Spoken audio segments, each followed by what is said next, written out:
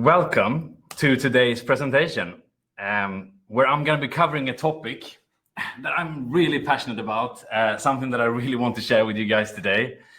I'm going to be focusing in on how to build a premium brand for your salon and spa business. I'm really passionate about this because I know that mastering this skill, if you're a business owner, can make a really big difference. Your brand is something that touches everything in your business. So we have a lot to cover today, and I'm going to dive into that. So I'm going to go immediately. I'm going to open up my presentation. If you, I see already a lot of comments in the chat, which is great. But if you want to tell me also like where you're just calling in from today, and maybe which type of business you run, would be just nice to have a bit of context on who's here today. So let's see. Is that coming up for you as well? All right.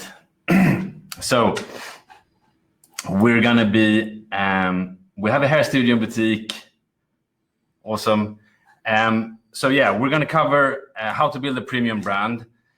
And while you're kind of telling me as well where you're calling in from, just real short about me and my background and why I'm talking about this today. So I think most of you who are here will have some sort of idea of who I am because I only invited friends. So either you're coming from the salon business, you're a subscriber to our channels there, or you're a user of the Mango Mint salon software platform, or maybe both. But that's everyone who's invited here today. So I started the salon business, what is it, like 4 years ago now? And we came together with Mango Mint earlier this year. But before all of that started, I was in this industry working as brand manager and marketing director for some of the biggest brands in our industry, which includes like Vella Professionals that you might know about, hair colorants, OPI Nail, GHD styling tools.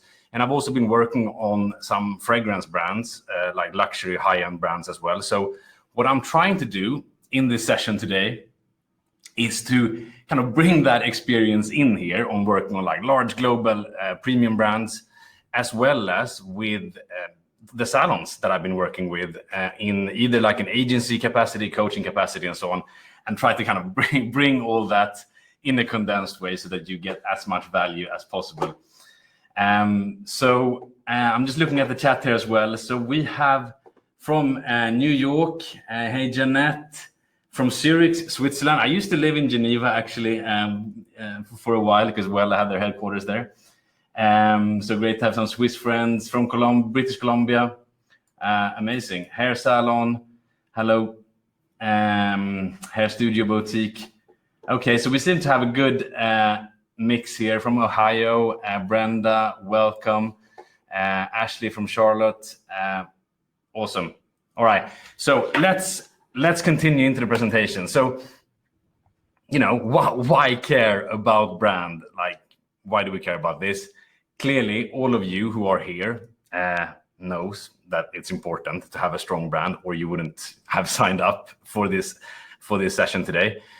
But really, just to recap quickly on some of the key points that I believe are, important to consider on why we're actually investing the time in doing this work together. Because your brand should really help you communicate how you are different from other businesses in your area.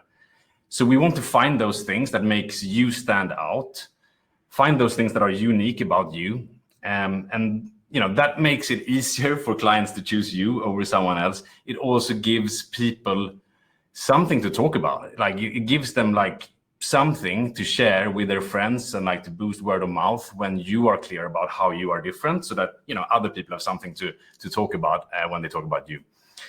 And also, like, when you get your branding right, you're not like just offering a solution to a problem anymore, but you're offering a bigger brand experience. And when you offer a bigger brand experience, you can also charge more. It's not like a commodity. You're not just offering shorter hair or colored hair, but you're actually offering a bigger brand experience that people are buying into when they come to your business, and that you can charge more for.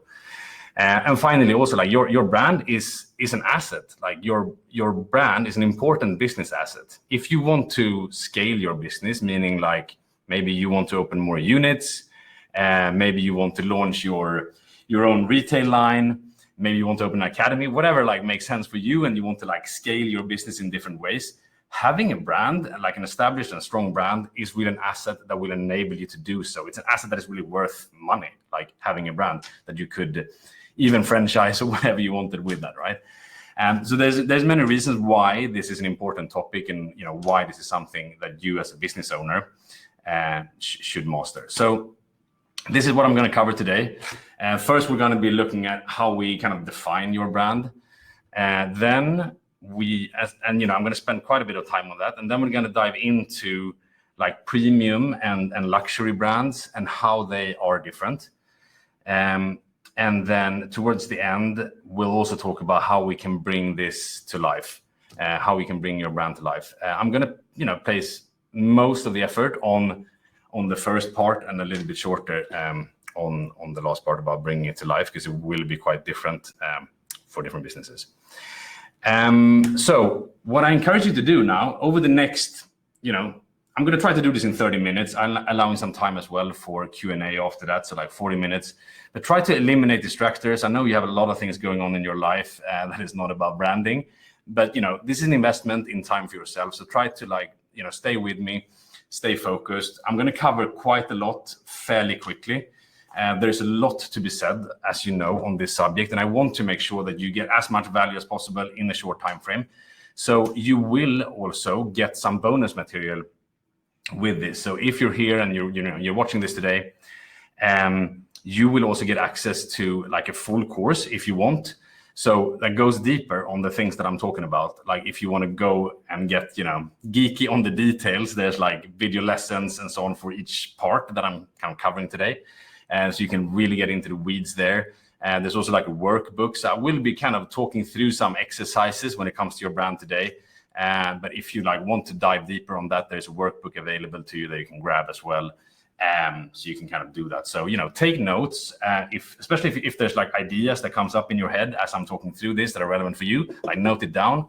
But you will get like a workbook, you will get access to more of this material as well.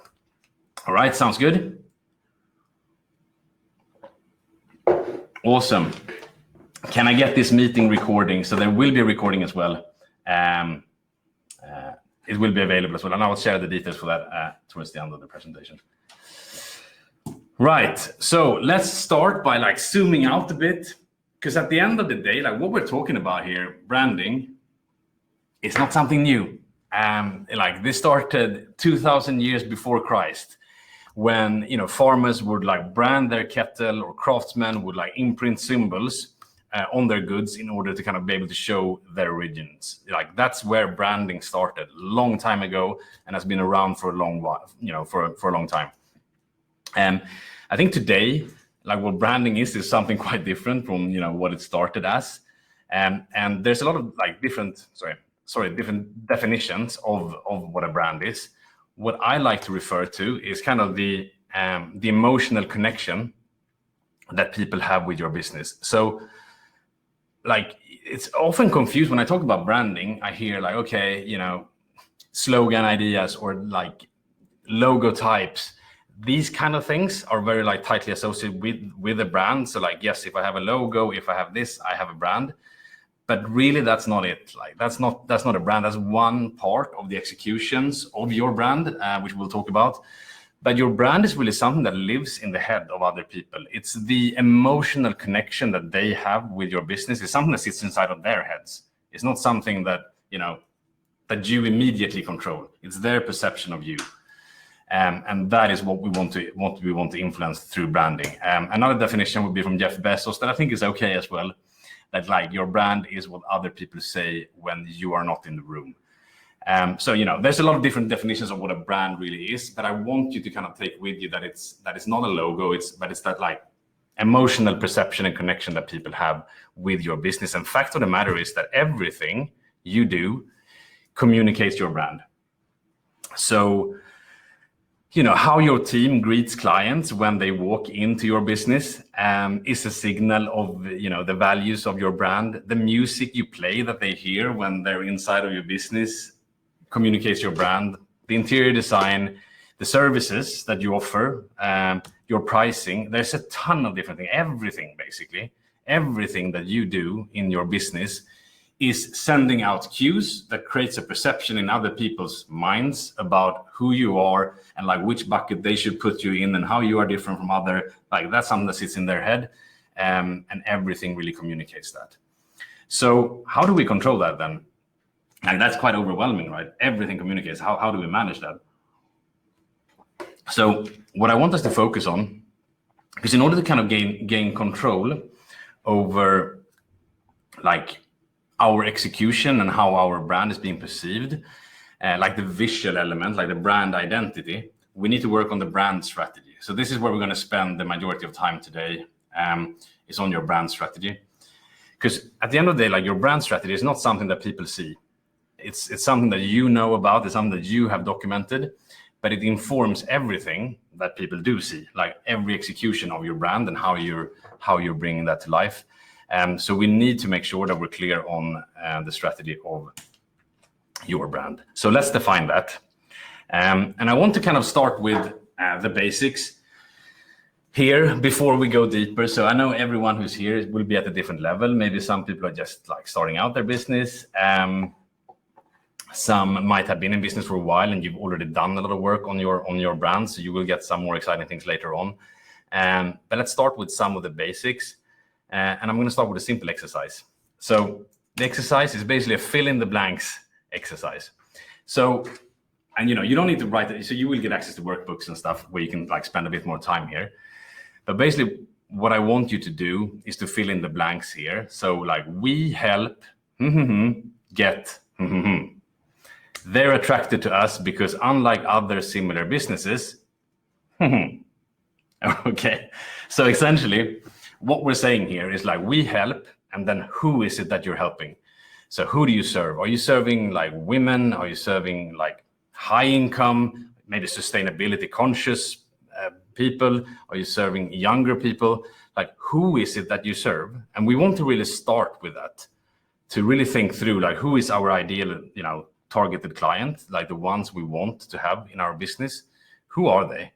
And what interest do they have, and like really think through what's on their mind and who are they, because it's impossible to be relevant to everyone. Like you cannot communicate to people who are like vastly different and think that you will be relevant. Like you cannot be relevant to everyone. So we need to kind of narrow that down and to be clear on like who is it that we're talking to, and then when we work our communication from there, we kind of have that target client in mind in terms of like who we're speaking to. So that's the first piece, is like understand who do we talk to. And then the other part then, so like we help this person get what. So this is basically what is it that we offer.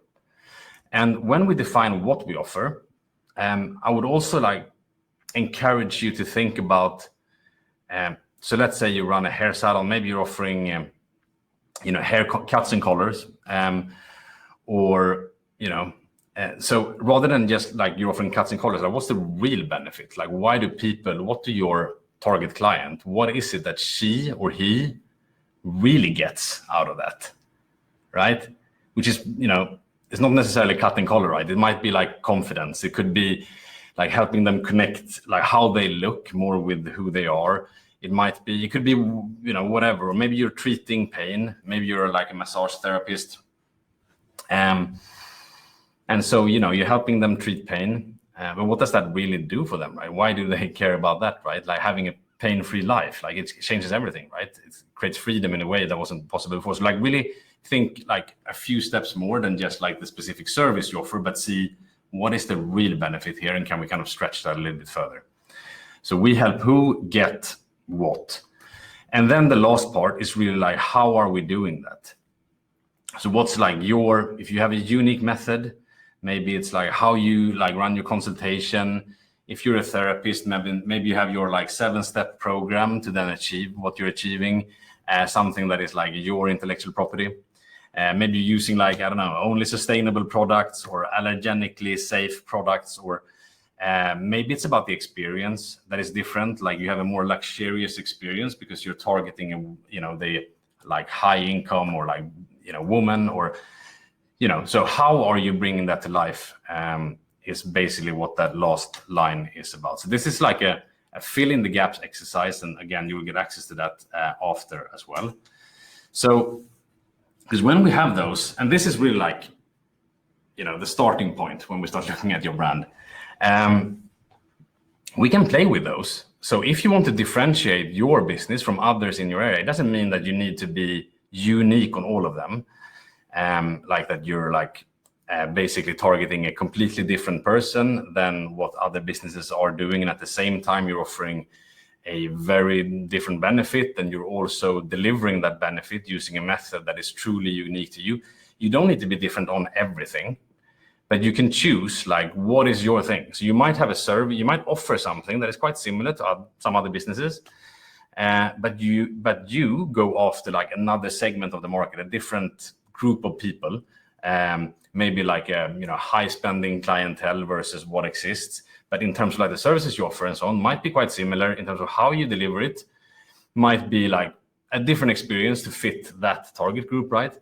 But really, you don't need to necessarily like be innovative on all of them, but finding like your spot in the market that makes your business unique in terms of like your positioning within that market, and also like how narrow you go here and how specific you are with who you target is also like depending a little bit on where your business is located, the density of population.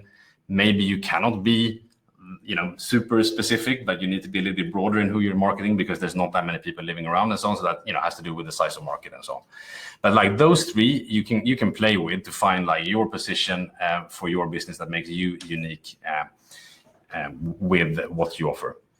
So like that was some of the basics, but like we're also here to like elevate the image and the perception of your brand, which is what we're going to focus on next. I'm going to build on those three things that we just talked about, the who, what, how, with three more things. So bear with me.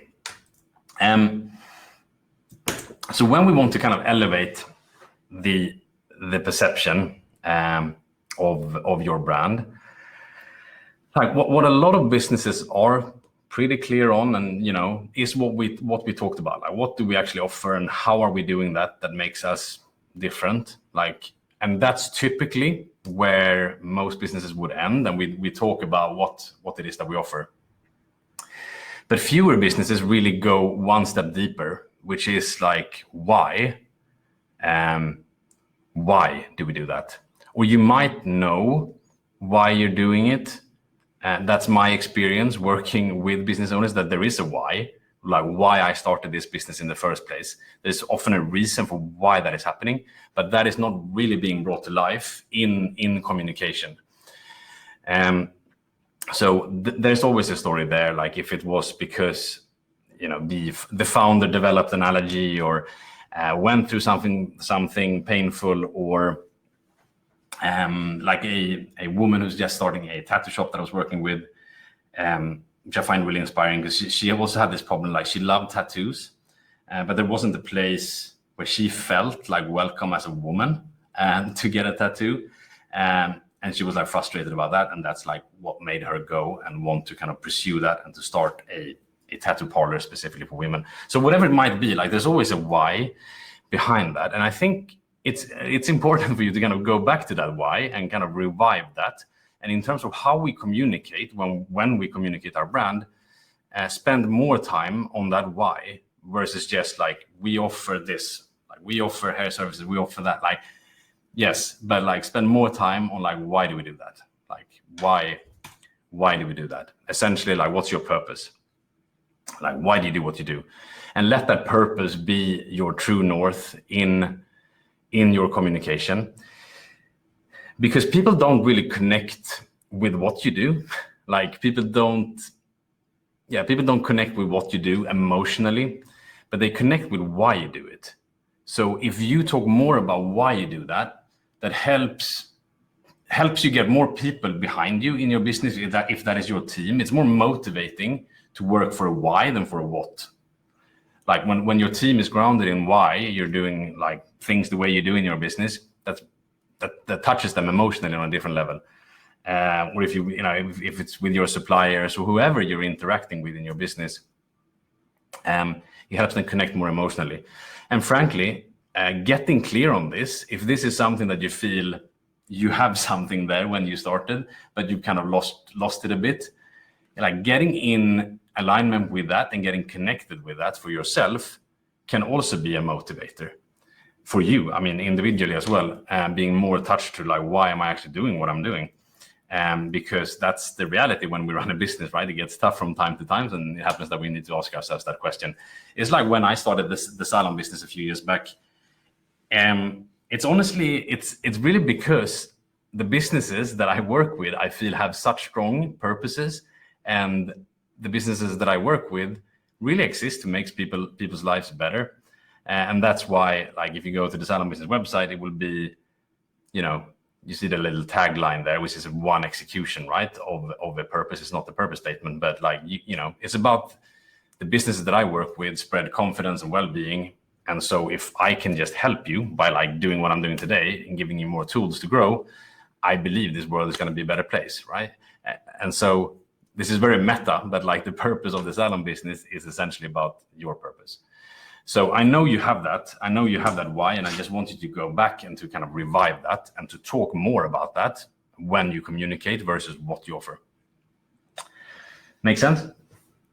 Good. I think we need to speed up a bit. So the next piece I want to talk about is your values. So if your why and your purpose is your true north in your compass, the thing that should inform all your decision making, but like guides you, your values is your behavioral compass. So, the values we would typically define with like using a word. So like, one value we might have is like relationships or quality in what we do or integrity, these kind of things. You will need to go through that and find like, what are those values that are important to you? But what I want to make sure also is that we don't just leave it at like words, because I've seen this happen too often. Like we think this through, we do a little exercise and there's a few words on the website, but like your values they should inform your culture in your business. And I want you to, when you define what those things are, take one step deeper and really like be a bit specific. What does that really mean? Like if you have like in this, I think this I just copied from a salon I was working with, but like if it's relationships, like clarify that. We know all our clients by name, or like get a bit more specific so that people understand what does that really mean, and so that you can bring those values to life in your team. Because at the end of the day, like one of your biggest and strongest carriers of your brand is your team. So, they have intimate relationship and interactions with your clients every day. And it's through those interactions they're bringing your brand to life, right? And you cannot control these conversations. Like you cannot be in all of those conversations, but it's your responsibility to make sure that like the values of how are we doing things around here in this business, how are we treating each other, what's important, that people understand that and that they can work with that and follow that. So that's really like the ground for your culture in your business. And then the last one I wanted to cover as well is your brand's character. And I see some questions dropping in, and I'll come back to that towards the end as well, because I see we're like a little bit tight on time. So to make sure I cover everything. Your character. So if your values are your behavioral compass, your character is your executional compass. So like the exercise that I would do here is really to think about your business as if it was a person, and ask yourself, if my business is a person, who would it be? And like what adjectives would you use to describe your business? And like note those down so that like for you, like your business is really a person. Like in this example, maybe it's a down-to-earth, honest and cheerful person, a daring, spirited, imaginative. You can have more of them, like 5, 6, 7, but adjectives that kind of describes who that person is, so that you're clear on that, because that's going to be in all the execution you do. Like what music should you play in the background in your business? What colors should you use? Like different colors signals very different things, right? If you're doing like a rebranding of your visual identity, being clear of that character of your brand is going to be vital. So that is what the brand's character is about, which is the executional compass that you will use to follow later on. So those were the 6 things that I'm covering here. I go a little bit deeper inside the course that you'll get access to as well, if you want to go deeper with some other elements as well. I believe, like especially on the left, who, what, how is really like the basics. How can you position yourself differently versus other businesses, and then 4, 5, 6 helping you kind of elevate your brand. But the question that I promised to answer as well, out of my experience, like how are premium and luxury brands different? And I want to cover this also because this could give you some inspiration, ideas for like how you potentially could do things differently in order to kind of elevate the image of your brand and your experience, which could then allow you to charge more, basically, if you have a more high-end positioning. So let's go into this. But before we cover some of those like specific ones, luxury high-end brands, what they do really well is branding, like the 6 things that we just talked about. So that's like foundational. They do branding well. But some other principles for premium brands or luxury brands. So number 1, like a luxury brand is never launched. So it's not like, a luxury brand is like, okay, here's a market and, I'm going to launch this new brand. Like the reason a luxury brand exists is because of something that happened in the past. There is like a story behind high-end and luxury brands of things that have happened. That is now the fact that this salon or the fact that this spa exists and stands where it is because of a history. And it's a consequence that it exists. It was never launched. It's a consequence of something that happened in the past. And you really see this if you look at brands like, these French fashion brands like Hermes, for example. It's a very rich brand. It's super interesting to study. The saddle maker with the best leather, creating bags. You'll see like even in the products of the Hermes brands, like the silk scarf, which was initially meant to kind of clean the rifle at the battlefield. It's all these stories and everything, like the products and everywhere. And like the locks on the bags and everything has a story and fits into why that like brand exists, today. So it's interesting to look at those, like the Patek Philippe Museum, which is in Geneva. So I went there when I was living there. It's even a museum, right? Talking about this brand. There's many other examples. We have Vidal Sassoon, of course, from the salon industry, rich story as well, and so on, right? So, and you have a story. I know you have a story. We all have a story. So we just need to like uncover that and make sure you actually like bring that to life, because that enriches your brand. And you can be deliberate about having that story outwritten somewhere, if it's on the website or whatever it is, or letting that influence the elements, the design elements and so on, and like interior, whatever you're using, like letting your story be part of like what your brand is today. Because if you want to have that high-end positioning, you exist because of a consequence in the past. Right. Premium luxury brands also stands for something. They take a stand for like causes, they have beliefs, there's things they think should be done a certain way, and they, have an opinion about what things should be. And, the purpose behind these brands, which we talked about earlier, is also like bigger than the product itself. And you'll find that like on, if you look at other businesses in your area, like there could be like a philosophy statement or mission and vision statements and so on, where you can kind of like find like what they're doing and how they're taking a stand versus causes that they think are important that aligns with their brand as well. Like the Mango Mint brand, which, we're talking about who's hosting this today. It's about like making salon and spa software invisible. Like that's like their mission than the purpose.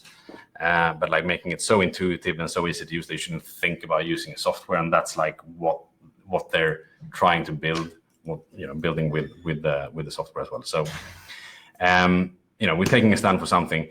High-end brands are honest. They're not salesy. Like, we're not out selling our brand. We put our brand on a pedestal for people to aspire to.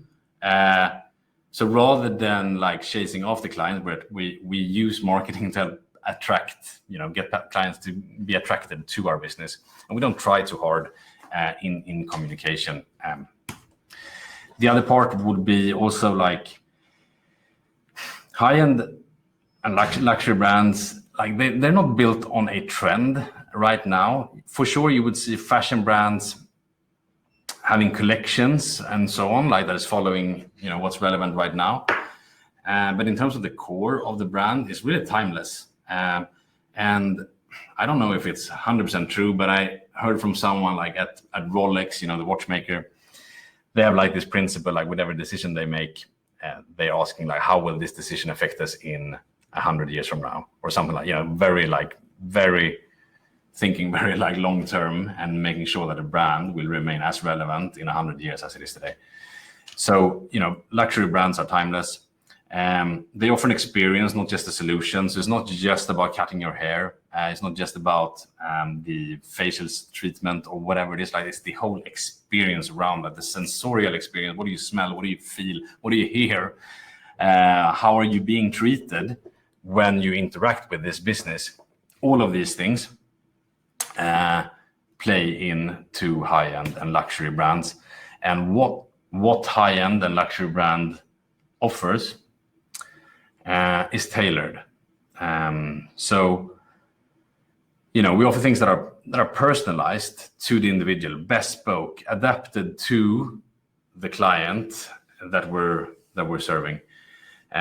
This is something that I've talked quite a bit about over the last few weeks. If you're subscribed either to, which you will be, either to the Salon business or you're part of Mangomint, because Mangomint just introduced a new feature also called service customizations that allow people to, as they book in for their service, to personalize that experience. And you can kind of create that whole personalization experience if you want a silent appointment, if you want to, add things on to your experience and really like customize that already at the level of bookings. It's something that we've been talking about over the last few weeks, but that element of offering tailored approach to your clients is really a core part of high-end and luxury brands. Okay, so that was, so we covered luxury brands, we covered like brand strategy and everything. So let's go quickly through also just like some principles as we bring this to life before we like wrap up, and we're gonna see if there's some other questions coming in.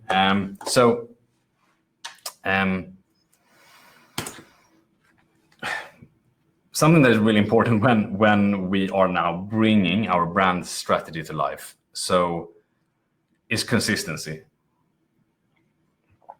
So you want your like the strategy that you have now set, the character that we talked about as well, like who the personality is in your brand.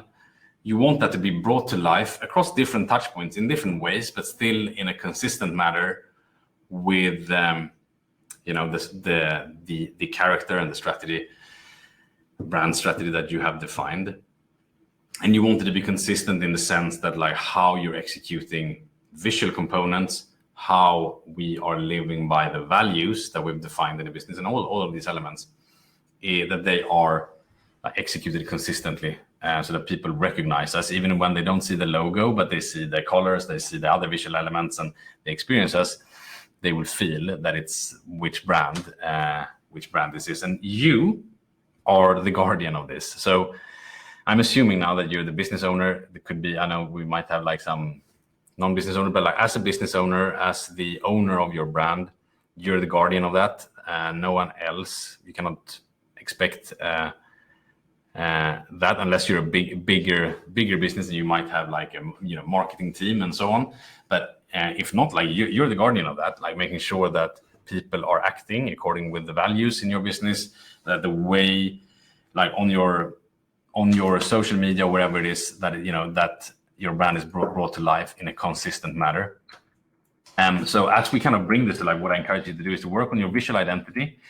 If you haven't done that already, it's very helpful to create like a visual ID toolkit, which is basically like just all the visual components that includes like your color palette, typography, like your logo shapes, like guidance for how things should be executed, that you have something like that to look at, and that will guide how we execute things, and making sure that how you execute is consistent with that. And I do encourage. I know we have a lot of like creative, talented people on the line today, but as you know, like if you're working in like creative profession, this requires talent, right? To like do that in a good way. And I would encourage you to like hire a professional for that, like an agency, a freelancer. There's these services online as well. If you haven't heard of like Upwork, which is where you can find freelancers at affordable rates, 99 Designs, which is a bit higher priced, but you get like more support. Behance is another platform as well, where you can get inspiration and find freelancers. So there's places online as well where you can, find affordable people to help you build that. Obviously, online plays a huge part now in like your brand experience. It's often like where people will experience actually the first time is like your website, your social media, and we want to make sure that your brand is brought to life, in particular on your website, because that gives you space to talk about your story, to talk about who you are, to showcase your like visual identity, what's going on in your business, the services that you like. It's a lot of room to bring your brand to life on your website. So also here, I would encourage you to work with a professional to help you get your site if you can. If you're like more on a budget, also like where I'm going to show you later on where you can get access to courses. I do have a course as well where I show you how to like build a website using a platform called Squarespace as well, if you want to do it yourself. But I would generally encourage to like, if you can afford to use a professional to help you build that, even if you maintain the content on it.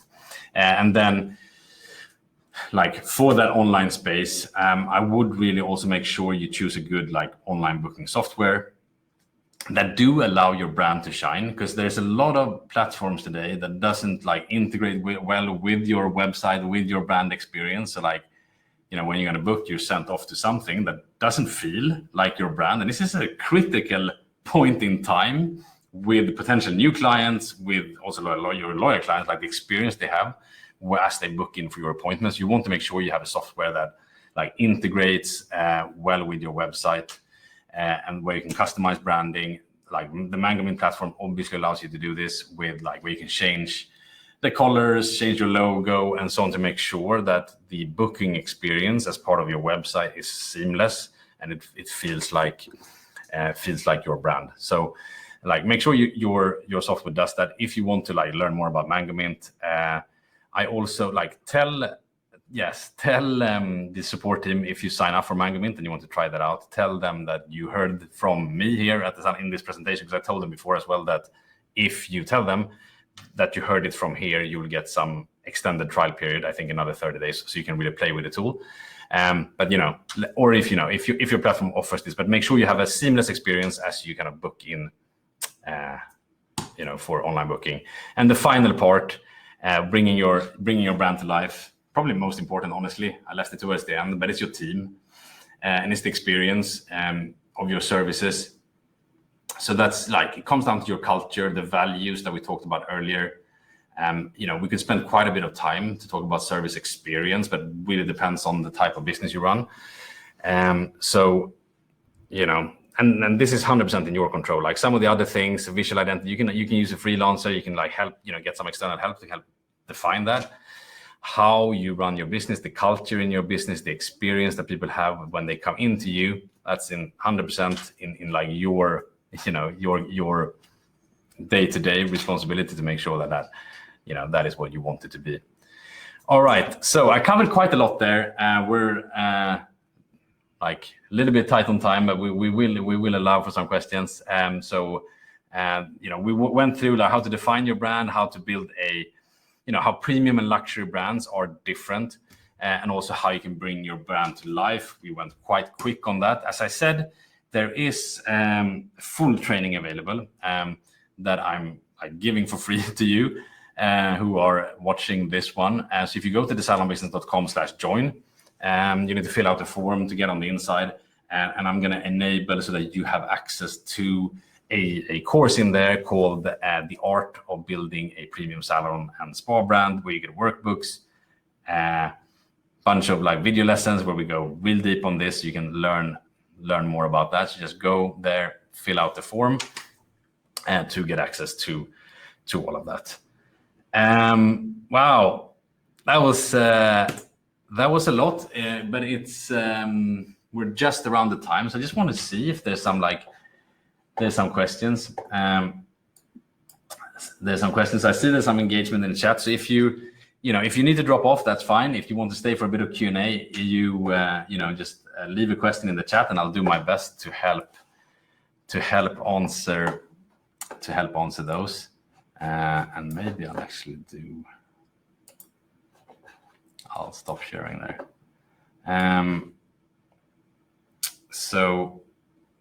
And wow, I just see like we have people really from everywhere: South Africa, New Zealand, Nigeria, people from everywhere. I see, and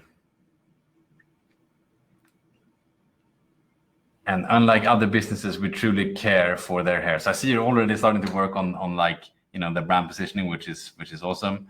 We have Lizzie from the UK. In the process of opening a salon. Exciting. So let me just see if we do have. So how do you promote these in your business? I believe, Lizzie, when you asked that, I think that was values, right? I'm pretty confident. So when I was talking about defining values and how to promote them, like what I would do, because like your values are useless if it's something that just lives on your about page on your website.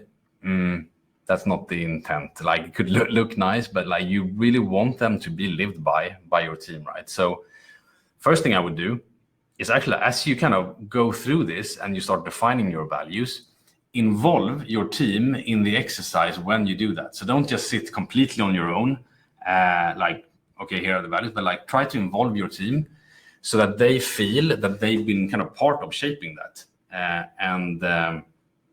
Then they feel stronger ownership for those, right? And they feel a stronger ownership in your business as well. So involve your team when you define the values, and also as you have kind of when you bring in new members on board, when you interview candidates, or interview people, this is what I would do. Obviously you need to ask questions regarding like their capability to execute the specific work that they need to do, but also ask questions around the values to make sure that the people that you're bringing on board aligns with your values, so that they are a good fit with the rest of the team. And that's really how you build a strong culture as well, from like recruiting, to make sure you also assess them on the fit with your business values. And then the third thing I would do is also just like talk about them regularly, celebrate them. Like when people do things that are in alignment with your values, highlight that, right? And talk about that, and make other people in your team see that when people are acting in alignment with values, this is something that is being seen, that is something that is being appreciated, so that you kind of keep having them top of mind. So those will be a few things that I would do to kind of making sure you bring your values to life.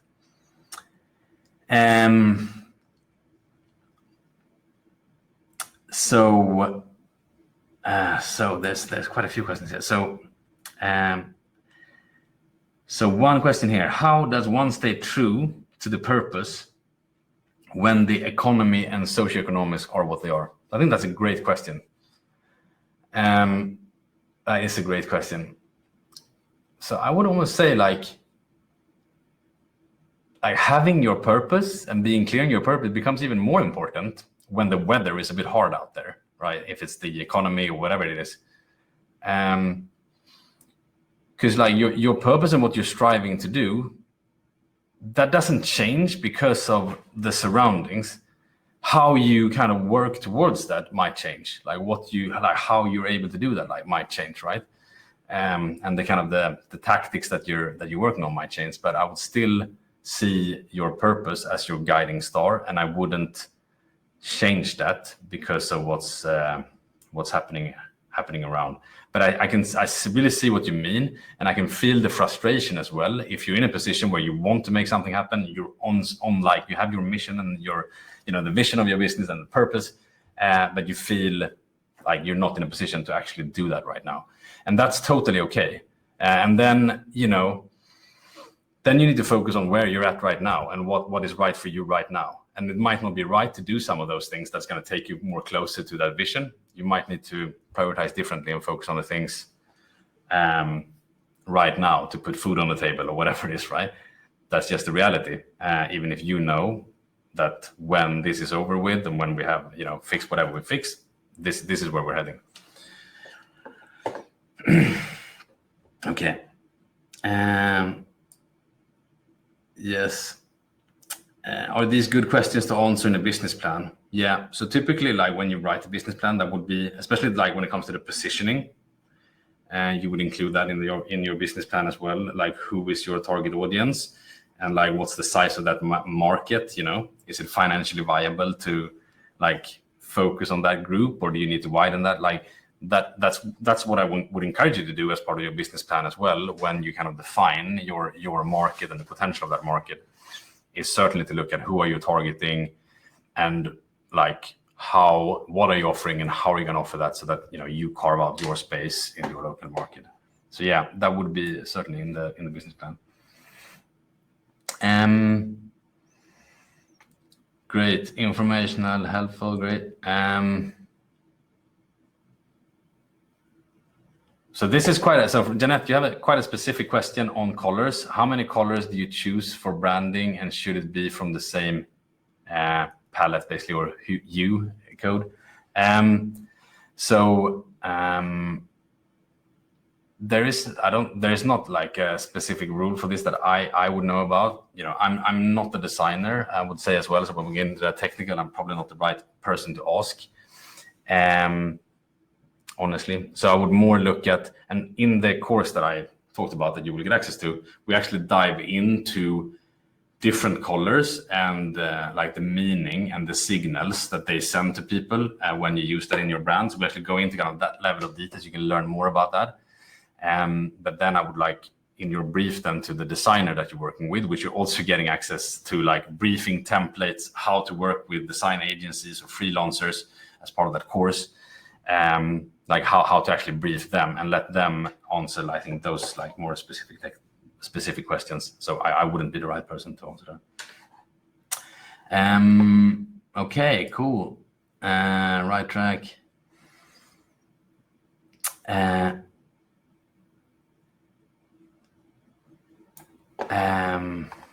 So single salon owner, do you have, Jamie asking, I'm a single salon owner, do you have other outside collaborators,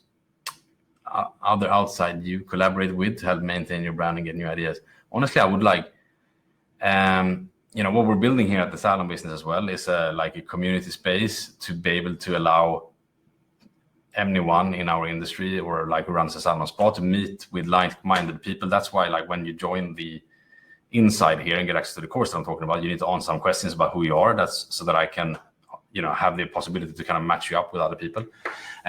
So we're building that right now. It's not ready yet. It's going to come. So I would encourage you to join there. There might be other like online forums and places out there as well, or even locally in your area, where you can kind of like meet with people who are in a similar spot like you. Because indeed, like when you run a business, it's kind of like, even if you have a team, it can be lonely to be the like owner, right? So to being able to like, have your group of people who are in a similar spot is really valuable, where you can talk things like this around your brand and so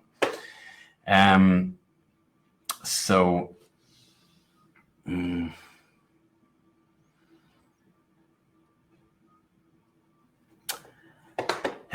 Right. So I think I need. We're going over quite a bit, so I need to wrap up. But there's still quite a lot of questions in here, so I need to pick one. Let me do one more. Yeah, and I see the comment from you, Jamie. So like, you have the groundwork done. That's great, but like getting your team to stay on board with a vision is difficult. Yeah. and trying to keep them inspired. So totally understand that. And I think we talked about like values earlier, some things you can do with your team. I hope that was a bit valuable to help you do that. Otherwise, it comes down to also like recruitment and making sure you have the right people on the team that is a good fit with your brand. So cool. Okay, great. And I see some interaction as well between you in the chat, helping each other as well. Okay, great, Jamie. Perfect. So I think that's it. If I didn't answer your question here as well, then I think I covered most of them. So I just want to say thank you for joining today. I hope you found this valuable, today's session. We're doing these webinars roughly on a monthly basis. So stay tuned to the Salon business email list, or if you're a MangoMint user of the MangoMint platform, you'll have access, and you'll be informed when we're doing these type of trainings.